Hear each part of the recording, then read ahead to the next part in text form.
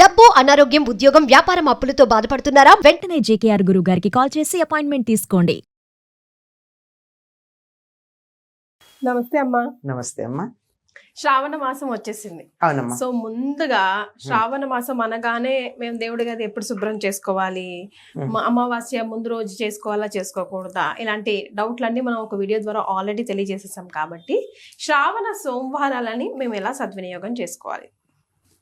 అమ్మ, విష్ణుమూర్తికి లక్ష్మీదేవితో పాటు ఈక్వల్ గా కార్తీక మాసం లాగా శ్రావణ మాసంలో కూడా శివయ్యకి పూజలు చేస్తారంట కదా? అవునమ్మా. కానీ మనకు చాలా మటుకు మనం ఎక్కువ శాతం లక్ష్మీదేవి, గౌరీ మంగళి పూజలు, ఇట్లాగ విష్ణుమూర్తి పూజలే అనుకుంటాం యాక్చువల్ గా. ఇప్పుడు గౌరీదేవి విష్ణువు అమ్మ కాదు కదా?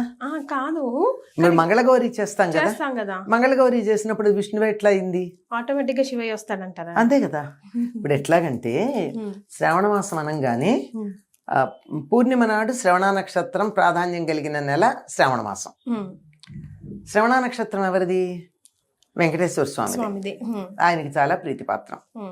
అంచేత వెంకన్నకి అంటే విష్ణుమూర్తికి, విష్ణుమూర్తితో పాటు ఆయన భార్య లక్ష్మీదేవికి ప్రీతిపాత్రం. భర్తకి ఇష్టమైనప్పుడు భార్యకి ఇష్టం కావడం సహజం. మరి ఇక్కడ ఆయన సోదరు ఉంది కదా, ఎవరు? పార్వతీదేవి. అయ్యగారి సోదరి శివుడు, వెంకటేశ్వర స్వామికి సోదరే అవుతుంది కదా గౌరీ. అందుకని మంగళవారం అమ్మవారికి. మరి అమ్మవారిని పూజించడానికి ముందు ఎవరిని పూజించాలమ్మా? అయ్యవారిని వెల్కమ్ చేయాల్సిందే కదా. మనది కుటుంబ సంస్కృతి. ఒకళ్ళని పూజించి ఒకళ్ళని నిరసించటానికి నిరసించేటటువంటి పద్ధతి కాదు కనుక ముందు సోమవారం శివుణ్ణి పూజిస్తారు. అసలు సోమ అంటేనే ఉమతో కూడుకున్నవాడు. ఉమ అంటే పార్వతీదేవి. పార్వతీదేవితో కూడుకున్నటువంటి శివుడు అని అర్థం.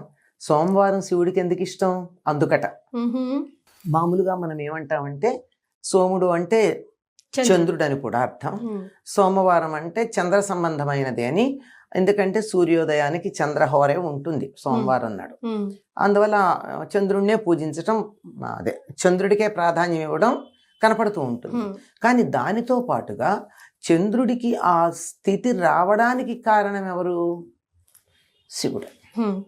ఆయన శిరస్సును ధరించాకే వచ్చాడు, ఆ స్థితికి వచ్చాడు. లేకపోతే ఆయన రోజుకి కాస్త చొప్పున క్షీణించుకుపోతూ ఒక పక్షం అంతా, ఆ తర్వాత నెమ్మదిగా పుంజుకుని పూర్ణచంద్రుడు అవ్వడం, ఇవన్నీ ఉన్నాయి కదా. వీటి నుండి రక్షించటానికి శివుడు తన నెత్తిని ధరించిన తర్వాత ఇంకా ఎటువంటి దోషం చంద్రుడిలో లేకుండా అయిపోయింది. కనుక అటువంటి శివుడికి ప్రాధాన్యం ఉండేటటువంటి రోజు శ్రావణ సోమవారం. కొన్ని ప్రాంతాల్లో, ముఖ్యంగా ఈ తెలంగాణ ప్రాంతం అంతా శ్రావణ మాసం వచ్చిందంటే శివుడికి పూజలు చేస్తారమ్మా. మామూలుగా అన్ని రకాలుగా అన్ని పూజలు చేసినట్టే తెల్లవారుజామున లేవడం, అభ్యంగన స్నానాలు చేయడం, శివుడికి అభిషేకాలు చేయడం, ఒక్క పొద్దు ఉండడం, పగలంతా ఉపవాసం ఉంటారు. చీకటి పడిన తర్వాతే భోజనం చేయడం. ఇంటికి ఎవరైనా వస్తే తాంబూలం ఇస్తారు. శివుడికి పూజించిన తర్వాత ఇంటికి వచ్చినటువంటి వారికి తాంబూలం ఇచ్చి, అంటే ప్రత్యేకంగా మంగళవారాలు శుక్రవారాల్లో లాగా పేరంటానికి పిలిచి చేయడం కాకుండా వచ్చినప్పుడు వారికి ఇంటికి ఎవరన్నా రావాలని కోరుకుంటారు, ప్రత్యేకంగా పిలిచినట్టు కాకుండా తాంబూలం అది ఇచ్చి పంపిస్తూ శివుడి యొక్క అనుగ్రహం తమ మీద బాగా ఉంది అని అనుకుంటారు. ఎందుకంటే ఈ శ్రవణ నక్షత్రానికి సంబంధించి ఆయన గారు కూడా ఉంటారు. ఎవరు? శనైశ్చరుడు కూడా ఉంటాడు. ఆయన బాధ పోగొట్టుకోవడానికి చాలా పనికొచ్చేది కనుక శివుడిని అర్చించడం కూడా ఇందులో భాగంగా మనకు కనపడుతూ ఉంటుంది. అమ్మ, మరి అభిషేక ప్రియుడు అంటుంటారు కదా, ఎలాంటి ద్రవ్యాలతో ముఖ్యంగా ఈ శ్రావణ సోమవారం అభిషేకం చేస్తే బాగుంటుందంటారు? ఎలాంటివి చెయ్యాలంటారు ముఖ్యంగా? అంటే కార్తీక మాసంలో అయితే ప్రత్యేకంగా అభిషేకాలు చేసేటప్పుడు రకరకాలైనటువంటి ద్రవ్యాలతో చేస్తారు. కానీ మామూలుగా నిత్యం ఇంట్లో చేసేప్పుడు ఏం చేస్తామమ్మా? నిత్యం అభిషేకం చేసుకునే వాళ్ళం మామూలుగా నీళ్లతో చేస్తాం. ఆ నీళ్లలో ఇది వేస్తాం, ఇది మనం దొరికితే బిల్వపత్రం. దీనికన్నా కూడా దొరికితే ఆవు పాలతో అభిషేకం చేస్తాం. ఆవు పాలంటే ప్యాకెట్లలో ఆవు పాలు కాదమ్మా, దాంట్లో కెమికల్స్ ఆల్రెడీ కలిసి ఉంటాయి.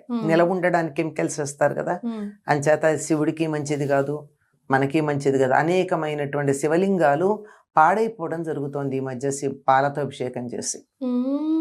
అంత అందుకే అంటే కవచం చూడండి. పెట్టేశారు. ఎక్కడ భీమవరం ఉమ్, మొదలైనటువంటి ప్రాంతాలన్నీ కూడా శివుడికి కవచం పెట్టేసి నేరుగా అభిషేకం చేయడానికి దూరంగా పెట్టారు. ద్రాక్షారామం, ఆరామ క్షేత్రాలన్నీ. ఉమ్, ఎందుకంటే అవి సహజంగా వెలిసినటువంటి శిలారూపాలు. ఉమ్, ఈ ఈ నిలవ ఉండడానికి యూరియానే ఏదో కలుపుతారు, అందులో ఇంకా చాలా కెమికల్స్ కలుపుతారు. ఉమ్, అంతెందుకండి, మన ఇంట్లోనే ఉండాలి అంటే కాస్త బేకింగ్ సోడా వేస్తాం. వేస్తాం.